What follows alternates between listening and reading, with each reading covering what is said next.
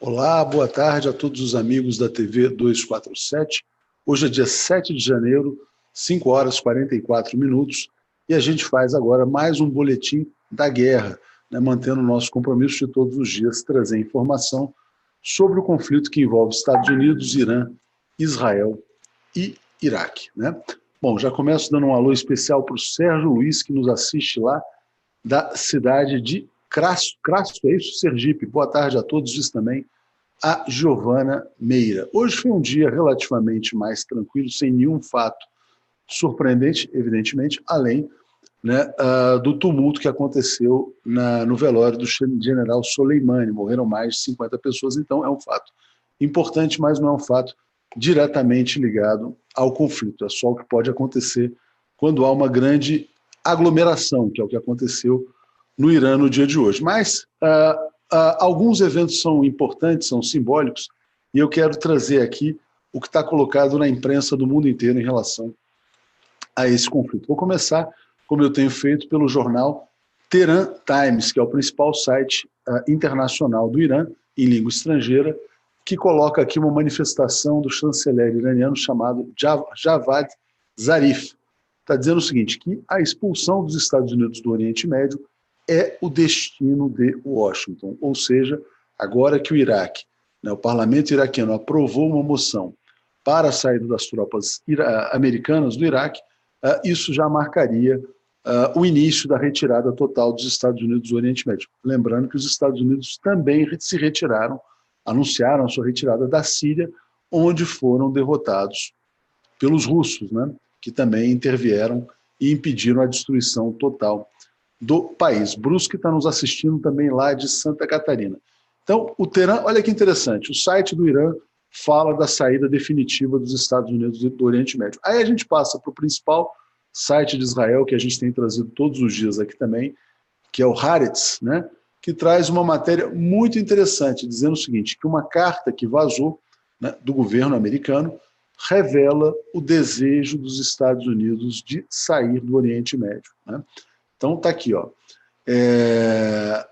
Ele lembra o seguinte, quer dizer, que o Trump pode seguir um conselho que foi dado para o Lyndon Johnson na Guerra do Vietnã, que é declare vitória e saia fora. Ou seja, tanto o principal site do Irã quanto o principal site de Israel falam da possibilidade de saída definitiva dos Estados Unidos do Oriente Médio. E a gente passa agora pelos sites dos Estados Unidos, os principais veículos de comunicação norte-americanos. Vou começar pelo New York Times, que destaca a morte de mais de 50 iranianos no funeral do Soleimani. Foi uma aglomeração com provavelmente mais de 1 milhão de pessoas. Né? Também tem uma matéria importante que fala que o Trump deve recuar da ameaça de bombardear os sítios culturais e arqueológicos do Irã, porque pegou muito mal no mundo inteiro essa ameaça feita pelo Trump. Passando agora para o Washington Post, né, está aqui, destaca a expectativa do Iraque de que efetivamente os Estados Unidos deixem o país e retirem suas tropas. Né? Então, uma informação importante também de que a expectativa no Iraque é de que os Estados Unidos cumpram a promessa feita na carta que foi enviada ao Iraque prometendo a retirada das tropas. Depois disso, o Pentágono negou a retirada, mas essa é a expectativa dos iraquianos. E aí eu passo aqui para o jornal Wall Street Journal, que fala também da possibilidade de uma retaliação iraniana e que o funeral foi adiado diante do tumulto que aconteceu por lá. Vamos passar pelas notícias da Sputnik. Né? Então eles destacam, de fato, esse incidente, 50 mortos, quase 200 feridos, como a gente mencionou. A votação do parlamento do Irã, que designou o Pentágono e as suas subsidiárias como organizações terroristas. Então, da mesma forma que o governo dos Estados Unidos declara o Irã um Estado terrorista, o Irã agora declara o Pentágono, ou seja, o Exército dos Estados Unidos, as Forças Armadas americanas também, como organização terrorista. Né?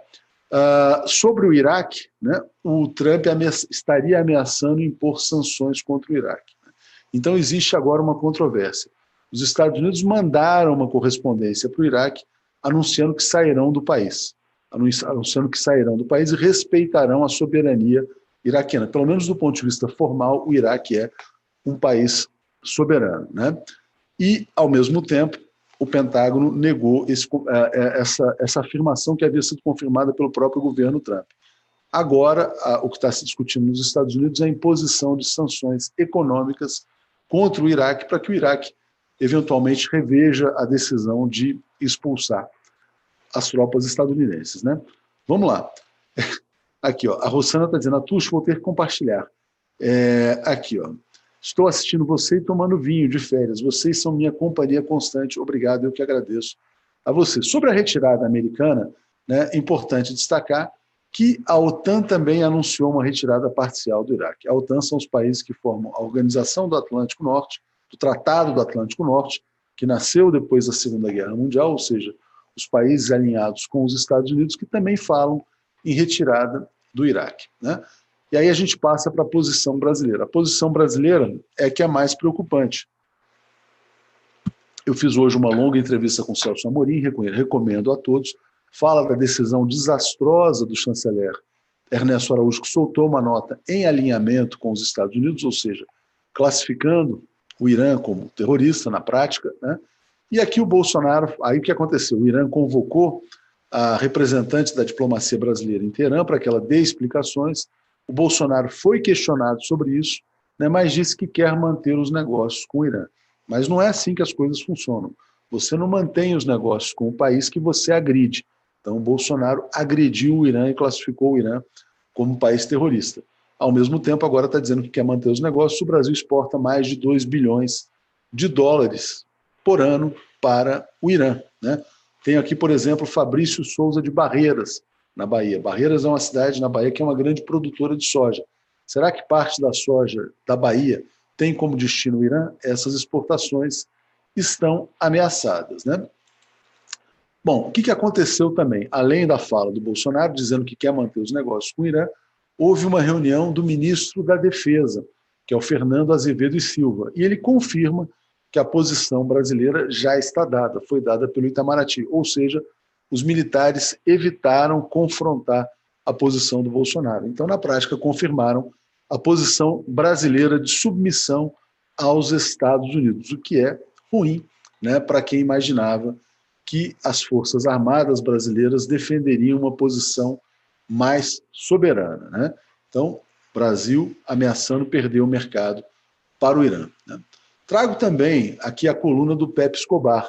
O Pepe está dizendo que, e o Pepe eu vou estar com ele amanhã às 11 horas da manhã, então já convido todo mundo que está aqui a assistir a transmissão com o Pepe Escobar amanhã às 11 horas.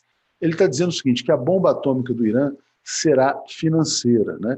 Está dizendo o seguinte, se o Irã, por acaso, decidir fechar o Estreito de Hormuz, que é por onde passa boa parte do petróleo mundial, e geograficamente é uma posição extremamente vantajosa para o Irã, se o Irã tomar essa decisão, haverá perdas aí bilionárias ou trilionárias para o mercado financeiro internacional, com a possível desorganização do mercado de petróleo, disparada do dólar, etc. e tal. Então o Pepe aposta na bomba atômica, né, financeira, e sobre isso falaremos amanhã em detalhes. Agora, o que foi um gesto simbólico muito importante no dia de hoje, né?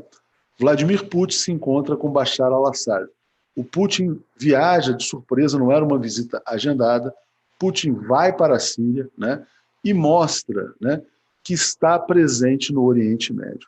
Essa é uma atitude tipicamente russa, né? Quem acompanha um pouquinho da diplomacia russa, diferentemente da diplomacia chinesa, os chineses são muito discretos. A Rússia gosta de exibir a sua musculatura. Então a Rússia está passando um recado para os Estados Unidos e para o mundo de uma maneira geral, dizendo, olha, vocês não são donos do Oriente Médio, vocês se achavam donos da Síria, a Rússia entrou em ação, defendeu o regime do Bashar al-Assad e a Síria foi, de certa maneira, pacificada na medida do possível, né? Então foi relativamente estabilizado. Todos aqueles que tratavam como iminente a queda do Bashar al-Assad se surpreenderam com a entrada da Rússia. A Rússia faz uma visita simbólica, não a Teherã, mas a Damasco, para mostrar o seguinte, olha, temos musculatura, temos interesse também na questão do Oriente Médio. Então, para a gente fazer um resumo do dia de hoje, né, só para fechar esse dia 7 de janeiro, o que nós tivemos de informação, né? O Iraque, né, então, mantendo a decisão de retirada das tropas dos Estados Unidos, os Estados Unidos pensando em sanções. A imprensa israelense noticiando a possibilidade de que os Estados Unidos saiam definitivamente do Oriente Médio e de que talvez Israel tenha então que se defender sozinho, né, nessa questão. Inclusive tem uma outra notícia no Haaretz muito importante, dizendo que Israel não espera ser atacada pelo Irã. O governo de Israel está adotando uma postura extremamente cautelosa nessa crise. O Celso Amorim falou sobre isso no dia de hoje também. E o Irã também não fez nenhuma ameaça mais direta a Israel. Tem falado mais em relação aos Estados Unidos, prometendo então que esse atentado contra o Soleimani vai ser o início da retirada definitiva dos Estados Unidos da região, né? Então tem essa possibilidade de que os Estados Unidos declarem vitória e vão embora. Aliás, esse era o objetivo do Trump. O Trump, na campanha, falava: por que ir para o Oriente Médio? Por que gastar bilhões, trilhões no Oriente Médio? Inclusive, se existe petróleo muito mais barato na América Latina. Isso pode ser até uma má notícia para Brasil, Venezuela, outros países. Se os Estados Unidos se desviarem e pularem fora do Oriente Médio, evidentemente, eles vão mirar suas atenções para países mais próximos que também são grandes produtores de petróleo. Isso vale para o México, isso vale para a Venezuela, e isso vale, evidentemente, também para o Brasil, onde o governo brasileiro demonstra total submissão aos interesses dos Estados Unidos, como ficou claro na nota do Ernesto Araújo e como foi reiterado na posição do Ministério da Defesa. As pessoas perguntam: haverá guerra? A guerra já está acontecendo, né? O Irã declarou. Na verdade, o que os Estados Unidos fizeram foi um ato de guerra. A questão que se coloca é: essa guerra vai esquentar? Vai se tornar mais quente? Vamos ter uma guerra nuclear? A tendência é que não, mas é preciso esperar os próximos acontecimentos. Então, termino o vídeo de hoje. Agradeço a todos vocês. Peço as inscrições no canal e gostaria que todos vocês também assistissem um vídeo que eu fiz gravado, né, que não está sendo ao vivo, um vídeo gravado, falando como a imprensa brasileira espalhou uma fake news sobre o general Soleimani. Qual seria essa fake news? A de que ele estaria envolvido no atentado de 1994 contra um centro judaico em Buenos Aires. A mentira foi publicada pela revista Veja e foi replicada pelo próprio Jair Bolsonaro. No vídeo que está lá na seção Últimas Notícias agora do canal, que a gente está destacando Últimas Notícias, fica muito claro como a imprensa brasileira criou uma... Na verdade, não criou, mas alardeou uma fake news que foi espalhada já no dia da morte do general. É isso. Daqui a pouco tem o programa Léo ao Quadrado, às 6h30. Hoje teve Celso Amorim e amanhã teremos aqui Pepe Escobar. O canal está crescendo muito, né, e, evidentemente, impulsionado também por essas notícias quentes aí do Brasil e do mundo. Contamos com todos vocês para continuar crescendo aqui na TV 247. Um grande abraço e até a próxima transmissão. Obrigado.